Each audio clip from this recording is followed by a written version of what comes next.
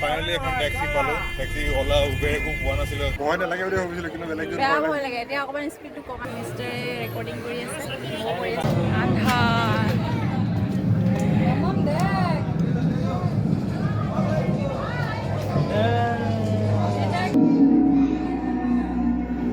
ৰাণী বৰ ধুনীয়াকৈ বনাইছে আকৌ দেই